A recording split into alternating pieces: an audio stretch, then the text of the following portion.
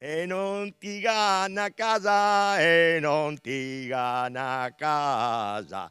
Altro che morto e sepolto, Adriano, 76 anni, l'uomo delle piante da Venezia, è vivo e vegeto e ha ancora molta voglia di cantare. Ogni tanto ero stanco a portare le piante, mettevo su le piante e dicevo Adriana voglio morire.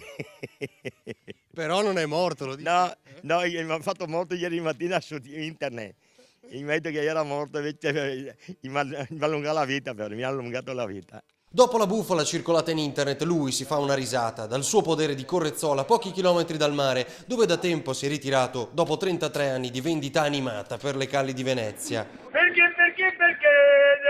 non viene, perché non viene più, non viene. Ora c'è persino chi lo vorrebbe cittadino onorario in Laguna, un'iniziativa, ironia della sorte, partita proprio da Facebook. Onorato di essere cittadino veneziano, perché Venezia è la nostalgia della mia vita. Non c'è veneziano che non lo conosca, turista che non abbia incrociato quell'uomo sempre allegro e che regalava fiori con il sorriso, accompagnandoli con qualche nota. La memorosa vecchia oliera, la mette su bottega oliera. È stata la moglie a ricevere la telefonata di amici preoccupati per la dipartita. Voglio parlare con lui, con Adriano. Va bene, ho detto, ma che ha risposto? E lei è vivo? Che ha detto. Ogni giorno partiva carico di cassette e sacchetti su e giù per i ponti.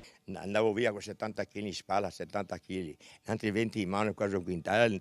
Andavo... Verdura e piante per tutti e sul tragitto qualche bianchetto offerto dai VIP. Ora ha chiuso con la serra, venduto le mucche e i maiali. Qualche acciacco, sì, ma la stessa forza di gran lavoratore. Adesso faccio il signore, lavoro qua, stamattina ho fatto pulizia un po' dappertutto qua, il giardino, ho preparato il trattore per...